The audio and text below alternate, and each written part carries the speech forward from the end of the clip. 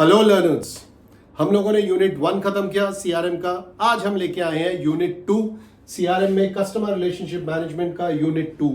My name is doctor Dev और मैं आपके साथ हमेशा रहूंगा टिल द टाइम आपको सीआरएम पे पूरी की पूरी पकड़ ना आ जाए और आप बहुत अच्छे नंबरों से पास ना हो जाए। Let's start unit 2। यूनिट 2 में हम लोग कवर करेंगे सीआरएम प्रोसेस को और उस प्रोसेस के ये सारे पॉइंट्स कवर करने की मैं कोशिश करूंगा। इंट्रोडक्शन टू सीआरएम प्रोसेस, कितनी तरीके के सीआरएम्स हैं, हमें पढ़ना चाहिए, modules of CRM, stages of CRM, 4 C's of CRM, इस पे क्वेश्चन आता है, थोड़ा सा ये इंपॉर्टेंट है, इस पे हम जरूर टाइम देंगे। उसके बाद eCRM, difference between CRM and eCRM, purpose of adopting CRM processes, CRM cycle, CRM of retail sector, affiliation in retailing sector and limitations of CRM. ये सारी चीजें हम लोग यूनिट 2 में सीआरएम प्रोसेस के साथ कवर करेंगे। सो सीआरएम प्रोसेस, जिसको हम सीआरएम साइकिल भी बोलते हैं, बहुत सिंपल तरीके से इसको डिफाइन करा गया है। The CRM process is a strategy for keeping every customer interaction personalised and meaningful that consist of the main 5 steps, जो अभी हम करेंगे। सो हम देख लेते हैं वो जो 5 स्टेप्स है सीआरएम साइकिल के, कौन कौन से हैं। अगर आप देखो, बहुत सिंपल 5 स्टेप्स है। रीचिंग अ पोटेंशियल कस्टमर, सबसे पहला स्टेप है कि हमें पोटेंशियल कस्टमर तक पहुंचना पड़ेगा। कस्टमर को हमें एक्वायर करना पड़ेगा with whatever means and ways that we have. Conversion होगा, कस्टमर की रिटेंशन होगी और एक बार कस्टमर रिटेन कर गया तो मेरे लिए वो लॉयल कस्टमर बन जाएगा। सो ये 5 स्टेजेस हैं या आप कह सकते हैं स्टेप्स है सीआरएम साइकिल के, जो कि हम सीआरएम प्रोसेस के अंदर पढ़ रहे हैं। Let's do types of CRM. CRM के 4 तरीके हैं, 4 टाइप्स हैं, सॉरी। सबसे पहला हम सीआरएम में ले सकते हैं analytical CRM, collaborative CRM, operational CRM, sales force automation CRM. अगर हम एक एक करके इसको आगे बढ़े तो ऑपरेशनल सीआरएम जो है वो बेसिकली कोशिश करता है ऑपरेशंस को इजी करने का। वो इंक्लूड करता है सेल्स टीम को, मार्केटिंग टीम को, जितने भी ऑपरेशनल टच पॉइंट्स हैं कंपनी के तरफ से, वो कोशिश करता है उन सबको एक खट्टा लेके आए और हेल्प करे कस्टमर्स की, ताकि जो कस्टमर्स के जो पेन एरियाज है उनको वो बिल्कुल नेग्लिजिबल कर दे या हटा दे। नेक्स्ट अगर हम देखें कोलैबोरेटिव सीआरएम, कोलैबोरेटिव सीआरएम यहाँ पे सेल्स और मार्केटिंग और बाकी भी जो कंपोनेंट्स हैं सीआरएम के, उनको वो इकट्ठा करता है। ये सिर्फ सेल्स नहीं करता, ठीक है, ये सिर्फ मार्केटिंग नहीं करते, दोनों चीजें करने की कोशिश करता है और ट्राई करता है कि कस्टमर किसी तरीके से एक्वायर करा जाए और रिटेन भी रहे। सो सेल्स और मार्केटिंग दोनों को कोलैबोरेटिव वे में आगे बढ़ाता है। नेक्स्ट अगर हम देखें तो एनालिटिकल सीआरएम है। एनालिटिकल सीआरएम में ये कस्टमर के डेटा को एनालाइज करता है, जो भी पुराने डेटा है उसको वो पैटर्न को स्टडी करता है, वो उसके बिहेवियर को स्टडी करता है और उसके बाद एक ऐसा डिसीजन देने में हेल्प करता है या एक ऐसा सजेशन थ्रो करता है जिसके थ्रू हम लोग एक बेटर प्रोडक्ट कस्टमर को ऑफर कर सके। Last is the sales force automation. Sales force automation जो है वो एक्चुअली में यहाँ पे वो सेल कर रहा है प्रोडक्ट को, जो भी हमने कोलैबोरेटिव के थ्रू हमने अचीव करा, ऑपरेशनल सीआरएम के थ्रू अचीव करा, जो भी हम लोगों ने एनालिटिकल सीआरएम के थ्रू अचीव करा, अब जो होता है, जो सेल्स फोर्स को जो काम होता है, वो हम ऑटोमेट करने की कोशिश कर रहे हैं। यहाँ पे हम कोशिश करते हैं कि ईमेल जाना या बिल चले जाना या प्रोडक्ट के इंफॉर्मेशन जाना, ये जितना हो सके हम इसको ऑटोमेट करने की कोशिश करते हैं। So these are the 4 types of CRM. जैसा कि हम लोग पढ़ते चले आए हैं कि सीआरएम आज के डेट में एक सॉफ्टवेयर है और ये मतलब मार्केटिंग और जो लोग आईटी कंपनी है, आईटी टीम्स है, वो इनके साथ मिलके काम करते हैं। इनफैक्ट सीआरएम डेवलपमेंट जो कंपनीज हैं वो ज़्यादातर बहुत बड़े बड़े सॉफ्टवेयर जाइंट्स हैं, जैसे सेल्स फोर्स कंपनी की मैं बात करूँ तो ये बिग जाइंट्स। अब इन से क्योंकि पूरा ही सब चेंज हो चुका है, अब हम पेपर पेन में कुछ भी नहीं लिखते, एक्सेल में भी कुछ नहीं लिखते, एक ऑटोमेटेड सॉफ्टवेयर बन के आ गया जिसमें ईआरपी भी इंटीग्रेटेड है, जिसके अंदर आर्टिफिशियल इंटेलिजेंस भी इंटीग्रेटेड है, वो हमने अमेजन में देखा है। सो काफ़ी चीज़ें ना अब जो है वो सॉफ्टवेयर मॉड्यूल में आ गया है। सो लेट्स स्टडी की मॉड्यूल ऑफ सीआरएम्स क्या क्या है। हम सीआरएम जब लेने जाते हैं या परचेज करते हैं, इंटीग्रेट करने की बात करते हैं, एज ए स्ट्रैटेजी हम लेके आते हैं, तो क्या क्या मॉड्यूल्स हैं सीआरएम के अंदर। सबसे पहले तो लीड्स है, हम लीड्स को जनरेट भी करते हैं, लीड्स को मैनेज भी करते हैं। मार्केटिंग है, हम सीआरएम के थ्रू हम ईमेल्स भेज सकते हैं, हम लोग सोशल मीडिया में जाके कनेक्ट कर सकते हैं. So there are lot of ways by which हम लोग मार्केटिंग थ्रू सीआरएम कर सकते हो. तो एक मॉड्यूल मार्केटिंग का भी है जो बहुत इंपॉर्टेंट है कम्युनिकेट करने के लिए कस्टमर के साथ. थर्ड, अगर आप देखो वर्क फ्लो, एक पूरा प्रोसेस चलता है, एक बहुत इजी सा एक वर्क फ्लो प्रोसेस आगे बढ़ता है कि धीरे धीरे करके कस्टमर को पहले हमें प्रोस्पेक्टिव कस्टमर होता है, फिर उसको हम एक्वायर करने की कोशिश करते हैं, एक्वायर हो जाता है तो उसको फिर हम काफ़ी चीज़ें देते हैं जिससे वो सेटिस्फाई हो एंड ग्रेजुअली वो रिटेन रहे और उसके बाद वो लॉयल्टी में आगे बढ़े. और जब एक बार कस्टमर लॉयल बन जाता है तो वो शायद हमारे लिए एंड होता है. सो ग्रेजुअली आगे हम बढ़ते हैं. एप्स मार्केट प्लेस है. आजकल बहुत सारे एप्स आ गए हैं सीआरएम के लिए जिसको मोबाइल एप्स कहते हैं. जैसे आपने अगर फाइनेंशियल इंस्टीट्यूशन की बात करूं तो ग्रो का ऐप है, मनी कंट्रोल के ऐप्स है, काफ़ी ऐप्स हैं जो बहुत बेहतरीन सर्विसेज दे रहे हैं.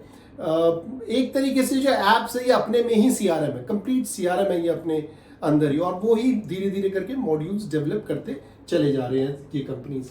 सीआरएम रिपोर्ट मॉड्यूल एक बहुत इंपॉर्टेंट है क्योंकि रिपोर्ट जो किस तरीके से चाहिए, कैसा चाहिए, ये जो सीनियर मैनेजमेंट है उनको बहुत हेल्प करती है. सीनियर मैनेजमेंट को डिसीजंस लेने होते हैं based on the analysis and the entire analytics that's been provided by the CRM. So CRM module सारे इंटीग्रेट होने के बाद जो डिसीजन मेकिंग जो रह जाता है किसी भी एक मैनेजमेंट, सीनियर मैनेजमेंट के लिए, वो रिपोर्ट मॉड्यूल भी देता है.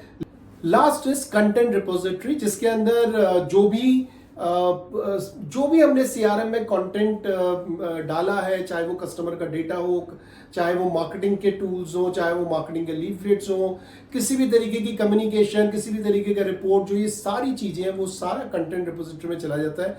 सो दैट कल को अगर कोई छोड़ के चला जाता है, लेट्स से आपका कोई एम्प्लॉय कंपनी का अगर छोड़ गया, तो वो नए एम्प्लॉयज जो है वो ट्रेनिंग के बाद कंटेंट रिपोजिटरी से चीजें वो निकाल सकते हैं. और as usual they can start servicing the customer की जैसे कोई बैकएंड पे कुछ हुआ ही नहीं है. Customer will never come to know. So these are the modules जो एक्चुअली में अगर हम सीआरएम सॉफ्टवेयर इंप्लीमेंट करते हैं, हमें जरूर इन मॉड्यूल्स पे ध्यान देना चाहिए. We must have all the modules. Okay, so module of CRM के बाद हमारे लिए एक बहुत इंपॉर्टेंट क्वेश्चन होता है, वो है 4 C's ऑफ सीआरएम. जो ये 4 C's ऑफ सीआरएम है, ये प्रोसेसेस के 4 C's है, तो ये हमें ध्यान रखना है. क्वेश्चन बहुत आता है और ये बहुत 4 जो C's है इंपॉर्टेंट भी है, बहुत सिंपल भी है. तो सबसे पहला जो C है इसके अंदर वो है कस्टमर एक्सपीरियंस, उसके बाद है कॉन्वर्सेशन, फिर कंटेंट एंड फिर कोलैबोरेशन. थोड़ा सा हम देखते हैं इन चारों को, थोड़ा सा और इसको एंटर करते हैं सो दैट आप और अच्छी तरीके से लिख सकें इसको. जब हम कस्टमर एक्सपीरियंस की बात करते हैं, so it is basically the interaction between the customer and the organization. जो कस्टमर और ऑर्गेनाइजेशन के बीच में जो एक रिलेशन डेवलप होती है वो क्यों होती है? वो होती है क्योंकि कस्टमर के एक्सपीरियंस है. कस्टमर क्या फील करता है प्रोडक्ट के बारे में, सर्विसेज के बारे में. अगर कस्टमर ने अच्छा फील करा तो वो अच्छी बातें करेगा, अच्छे वो लोगों से बात करेगा और उसका जो कॉन्वर्सेशन है वो बहुत पॉजिटिव हो जाएगा. सो जो customer experience that emphasizes how customer feels about the company and next आता है conversation. ठीक है ना? ये जो conversation है, this is basically the interaction between the organization, company and the customer. So conversation is the exchange of ideas between the people. Customers have discussion with employee via various platforms. जो customer है वो customer service में जो काम कर रहे हैं लोग, जो एम्प्लॉयज़ हैं वहाँ पे. हालांकि अगर आज की मैं बात करूँ, अगर कभी आपको कोई क्वेश्चन टेक्नोलॉजी के ऊपर आता है तो आजकल जो कस्टमर्स है वो चैटबॉट के थ्रू भी बात कर रहे हैं, वो आर्टिफिशियल इंटेलिजेंस के थ्रू भी बात कर रहे हैं, जिनको वो आर्टिफिशियल इंटेलिजेंस एजेंट्स कहते हैं. हाँ, व्हाटएवर, अगर वो आर्टिफिशियल इंटेलिजेंस एजेंट्स के थ्रू बात कर रहे हैं, चैटबॉट्स के थ्रू बात कर रहे हैं या किसी एम्प्लॉय के थ्रू बात कर रहे हैं, तो जो भी ये बातचीत हो रही है उसको हम कॉन्वर्सेशन कहते हैं. ऑन वेरियस प्लेटफॉर्म्स, वो सोशल मीडिया में बात कर सकते हैं, ईमेल में बात कर सकते हैं, टेलीफोन में बात कर सकते हैं, वो अपने जो एप्स है उस पर बात कर सकते हैं. तो उनके पास काफ़ी अलग अलग जरिए होते हैं बात करने के लिए. Conversation builds on customer experience and go to extra mile observing, facilitating and participating in the discussion. इसके अंदर देखो एक बहुत सिंपल चीज़ बोल रहे हैं कि अगर कॉन्वर्सेशन पॉजिटिव है, अगर किसी तरीके से ऑर्गेनाइजेशन ने या ऑर्गेनाइजेशन के एजेंट्स ने या एम्प्लॉय ने कस्टमर्स की रिक्वायरमेंट समझ के उसकी जो भी प्रॉब्लम्स है उसको अगर सॉल्व कर दिया तो कस्टमर बहुत पॉजिटिव बातें करता है. राइट, नेक्स्ट पे चलते हैं. नेक्स्ट होता है कंटेंट. कंटेंट देखो एज अ नॉर्मल भी अगर हम देखेंगे, कंटेंट जो होता है is the information and communication that an organization communicates to their customer. It should be relevant, fresh, reliable and accurate. बहुत सिंपल है. कंटेंट क्या होता है? कंटेंट इज बेसिकली जो हम कम्युनिकेट करना चाहते हैं या जो कंपनी कम्युनिकेट करना चाहती है कस्टमर के साथ. कंपनी कस्टमर के साथ बहुत इंडिविजुअल क्या नाम है पॉइंट्स कम्युनिकेट करना चाहती है. कंपनी कस्टमर्स को उसके बेनिफिट्स बताना चाहती है, क्या फायदे क्या नुकसान है, क्या वो एक्स्ट्रा ले सकता है, कैसे वो एक्स्ट्रा लेके उस फायदे में रह सकता है. तो ये जो सारी चीजें हैं जो वो अपने मार्केटिंग टूल्स के थ्रू कम्युनिकेट कर रहे हैं उसको हम कंटेंट कहते हैं, right. And this content should be relevant. Yes, बहुत रिलेवेंट होना चाहिए, कस्टमर के हिसाब से होना चाहिए, कस्टमर के जरूरत के हिसाब से होना चाहिए, फ्रेश होना चाहिए, रिलायबल होना चाहिए और एक्यूरेट होना चाहिए. देखो, अगर रिलायबल नहीं होगा तो कस्टमर कंपनी के ऊपर रिलाई नहीं करेगा, तो वर्ड ऑफ माउथ खराब हो जाएगी. और एक्यूरेट होना बहुत जरूरी, क्योंकि यहाँ पे हम डेटा लेके आ रहे हैं. अगर डेटा ड्रिवन है कंपनी, एक्यूरेट है कंपनी, कस्टमर और ज्यादा कॉन्फिडेंट फील करता है. सो ये है कंटेंट जो है बेसिकली कस्टमर को कॉन्फिडेंट फील कराने के लिए, राइट. लास्ट जो है वो है कोलैबोरेशन. कोलैबोरेशन में हम क्या बात करते हैं कि कैसे कस्टमर और ऑर्गेनाइजेशन दोनों एक साथ काम कर सकते हैं और एक साथ काम करके वो अपने अपने गोल्स को अचीव कर सकते हैं. देखो, कस्टमर का गोल क्या है? कस्टमर का गोल है कि उसको अच्छा सर्विसेज मिले, उसका जो प्रोडक्ट है वो उसके हिसाब से हो, वो जिसे कहते हैं ना कि वैल्यू फॉर मनी होना चाहिए प्रोडक्ट या सर्विसेज. कस्टमर को ये नहीं लगना चाहिए कि मैं ठग गया हूँ, मेरे से ज़्यादा ले लिया है. कस्टमर को डिलाइट फील कराना चाहिए. जहाँ पे कस्टमर को लगेगा मैं राजा हूँ, मेरी बातें सुनी जाती है, मेरे ओपिनियंस लिए जाते हैं, मुझे जो चाहिए वो दिया जाता है, राइट. वहाँ पे कस्टमर बहुत पॉजिटिव बातें करता है. और ये जो कोलैबोरेशन है, ये जो एक सिम्बायोटिक रिलेशनशिप है between the customer and the organization, ये बहुत स्ट्रांग होना चाहिए. और जितना स्ट्रांग होगा उतने ही ऑर्गेनाइजेशन को फायदा होता है, क्योंकि कस्टमर एक ब्रांड एम्बेसडर बन जाता है, कस्टमर लॉयल बन जाता है. जिधर कस्टमर लॉयल बना वहां पे कंपनी का जो रेवेन्यू ग्राफ है वो बढ़ना शुरू हो जाता है. So it is very important for any organization कि कस्टमर लॉयल बने. और ये जो काम है ये सीआरएम बहुत अच्छी तरीके से करता है. नेक्स्ट हम लोग करेंगे purpose of adapting CRM processes. ठीक है ना, हम सीआरएम प्रोसेस को अडैप्ट क्यों कर रहे हैं? देखो, ये सारे वीडियोस नोट्स आपको मिलेंगे. अगर आप देखोगे तो इसमें पर्टिकुलरली मैंने 12 पॉइंट्स कवर करे. हालांकि ये सारे पॉइंट्स हम लोग कवर कर चुके हैं अभी तक ऑलमोस्ट. तो ये 12 पॉइंट्स है जो आपको लिखना है. तो ये नोट्स आपको मिल जाएंगे, आप आराम से इन पॉइंट्स को अच्छी तरह से पढ़ लो, देख लो और इसको आप अपने पेपर में लिख के आ सकते हो. जैसे पहला है डेवलप बेटर कम्युनिकेशन चैनल. हम लोगों ने बात करी हुई कि कस्टमर और ऑर्गेनाइजेशन के बीच में एक जो कम्युनिकेशन चैनल है वो बहुत अच्छा क्रिएट होना चाहिए, डेवलप होना चाहिए. कस्टमर रिलेटेड डेटा होना चाहिए. जो भी कंपनी कस्टमर को ऑफर कर रही है वो एक्यूरेट होना चाहिए, वो रिलेवेंट होना चाहिए, रिलायबल होना चाहिए और वो कस्टमर से रिलेटेड होना चाहिए. हो सके तो इंडिविजुअलाइज्ड डेटा दे. वो हर कस्टमर की अपनी अपनी नीड्स है, तो उसके हिसाब से उनको डेटा मिलना चाहिए. क्रिएट डिटेल, थर्ड जो है create detail profiles of individual customer. ये मैंने अभी बोला कि जितना हो सके कस्टमर्स को हमें राजा फील कराना है, तो उसको इंडिविजुअल डिटेलिंग अगर देंगे तो कस्टमर ज्यादा और अच्छी तरीके से सुनना पसंद करेगा. फोर्थ है इंक्रीज कस्टमर सेटिस्फैक्शन. ये जो हम सारी बातें कर रहे हैं एक्चुअली में इनसे कस्टमर की सेटिस्फैक्शन ही इंक्रीज हो रही है. कस्टमर सेटिस्फाइड होगा, कस्टमर लॉयल बनेगा, कस्टमर लॉयल बनेगा हमारे लिए और रेवेन्यूज लेके आएगा, राइट. फिफ्थ पॉइंट को देखेंगे तो आइडेंटिफाई न्यू सेलिंग अपॉर्चुनिटीज. हमें जो पर्पस होता है एक सीआरएम प्रोसेस का, उसका ये भी होता है कि हम नए नए क्या तरीके ढूंढे कस्टमर को हम ऑफर कर सके नई प्रोडक्ट. एक ही प्रोडक्ट अगर कस्टमर यूज करता रहेगा जिंदगी भर तो हम बढ़ नहीं पाएंगे. हमें चाहिए कि उनको हम नए नए प्रोडक्ट्स दें ताकि कस्टमर का भी फायदा हो और ऑर्गेनाइजेशन का फायदा जरूर हो. 6 पॉइंट की बात करें, access to customer, account history, order information and customer information at all touch points. Touch points की हम बात कर चुके हैं, बहुत इंपॉर्टेंट है. मेरे नोट्स पे चले जाना, उन टच पॉइंट्स को जरूर करना, क्वेश्चन आता है. अब ये जो 6 पॉइंट है ये कह रहा है कि कस्टमर के हम हिस्ट्री को देखें, टटोलें, समझें, एनालाइज करें और एनालाइज करने के बाद उसको हम अलग अलग तरीके से प्रोडक्ट्स दें. और हर टच पॉइंट पे हो सकता है एक डिफरेंट डेटा हमें मिले. उन सारे डेटा को एक साथ लाके एसिमुलेट करके हमें एक प्रॉपर एनालिसिस करके हमें कस्टमर को प्रोडक्ट ऑफर करना चाहिए, राइट. 7th पॉइंट है इंक्रीज रेवेन्यू. ओके, तो थोड़ा सा यहाँ पे हमारा एरर है, टाइपिंग एरर है, 8 और 7 में थोड़ा सा आगे पीछे हो गया।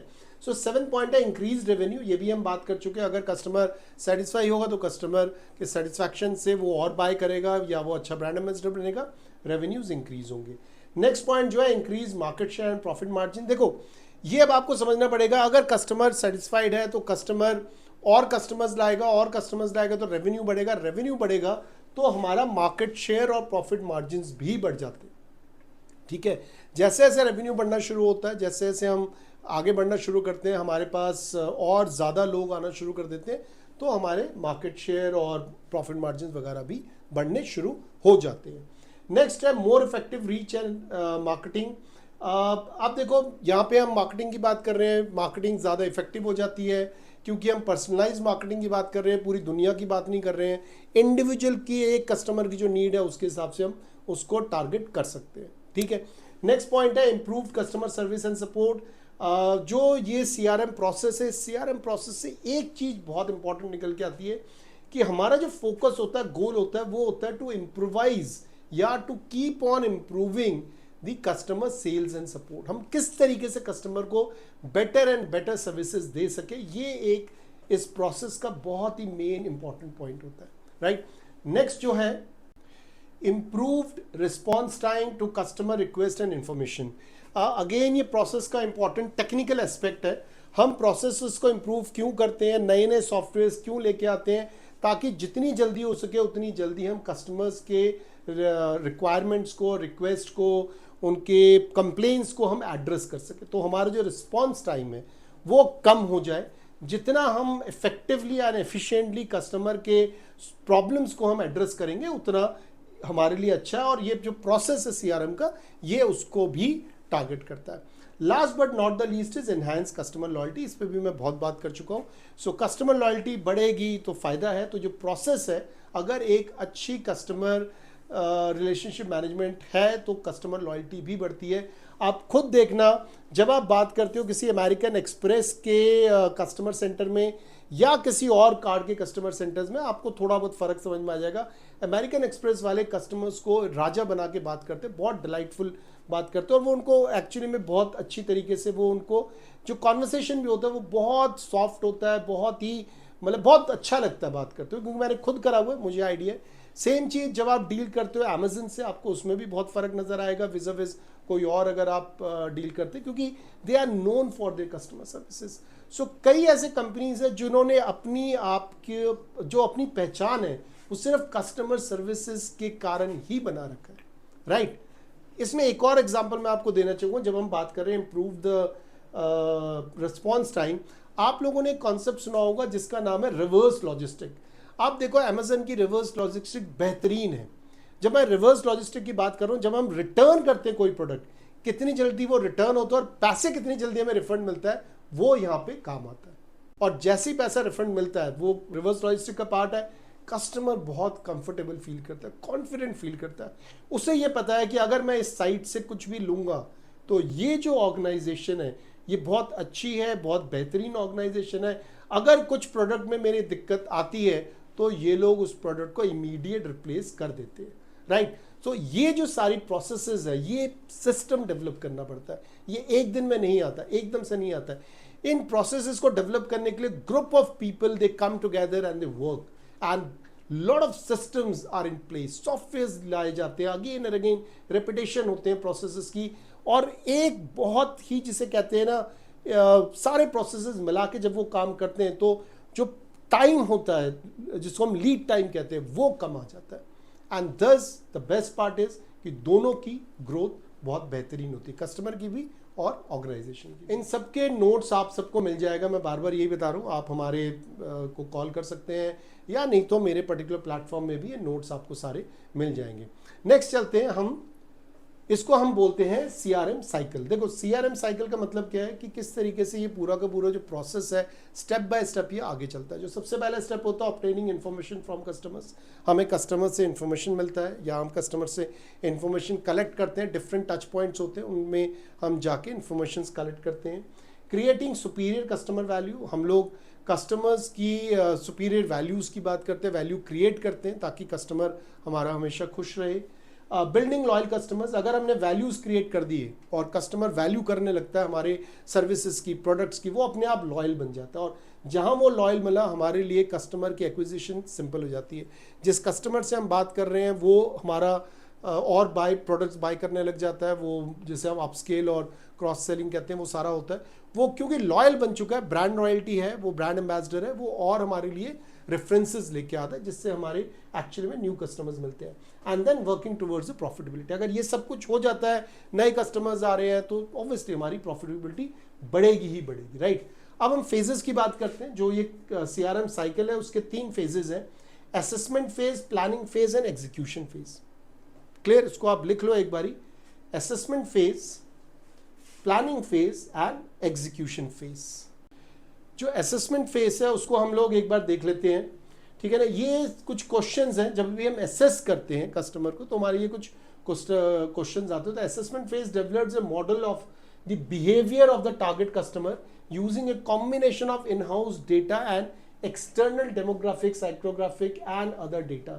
बात हम सिर्फ ये कर रहे हैं कि किस तरीके से हम कस्टमर से डेटा ले सकते हैं, उन डेटा को कंपाइल कर सकते हैं, एसिमुलेट कर सकते हैं और उनको एनालाइज करके इंटरप्रेट कर सकते हैं। ये सारे के सारे जो कॉन्सेप्ट्स होते हैं बिजनेस एनालिटिक्स के, वो इसके अंदर आ जाते हैं। सो जो क्वेश्चंस होते हैं इस टाइप के होते हैं, who are the customer, what are their demographic lifestyles, where do they live, what are their worth, what is their lifetime value potential, what and how do they buy, what are their purchasing patterns, is there a model of their profitability or the risk associated with the doing business with them, how can they be reached। अब आप देखो और सोचो, अगर आप Amazon से कुछ भी प्रोडक्ट खरीदती हो या फ्लिपकार्ट से खरीदती हो, किसी से भी खरीदती हो, Amazon में इसलिए कह रहा हूँ क्योंकि Amazon में कंप्लीट सारी चीज़ें आ जाती हैं, फ्लिपकार्ट भी काफ़ी हद तक चीज़ों को ये आगे बढ़ के प्रोसेसेस में लेके आ रहा है आजकल।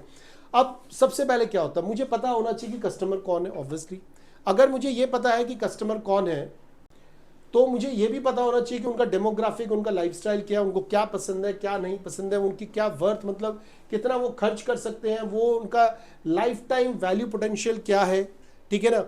जो ये सारी बातें, इनको आप निचोड़ में देखो, मैंने एग्जांपल पहले भी दिया, फिर मैं दे रहा हूँ। इस टाइप की जो कंपनीज होती है ना, वो आपको शायद 17-18 साल से पिक करते हैं, वो आपको 17-18 साल से प्रोडक्ट देना शुरू करते हैं, और उसके बाद आप जैसे जैसे बड़े होते हैं वो आपको फॉलो करते हैं, वो आपको अलग अलग टाइम पे अलग अलग प्रोडक्ट्स ऑफर करना शुरू करते हैं, वो गेज करते हैं, वो एनालाइज करते हैं कि आप कितना खर्च कर रहे हैं, किस प्रोडक्ट पे खर्च कर रहे हैं। अकॉर्डिंगली उन्होंने जो आर्टिफिशियल इंटेलिजेंस के थ्रू जो सॉफ्टवेयर बना रखा है, उसको वो इम्प्लीमेंट करके नए नए प्रोडक्ट्स, नए नए सर्विसेज, नए नए वैल्यूज वो ऐड करते रहते हैं। तो यही सारा काम होता है असेसमेंट फेज में। नेक्स्ट जो है वो है प्लानिंग फेज। प्लानिंग फेज में, during the planning phase, marketers decide how to approach the customer, define the assessment stage and designing marketing campaigns.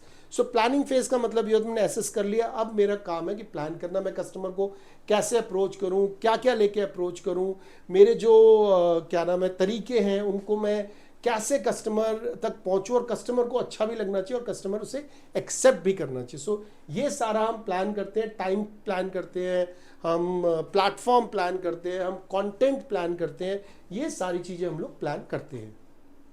Last जो है वो आप देखो, वो है एग्जीक्यूशन फेज।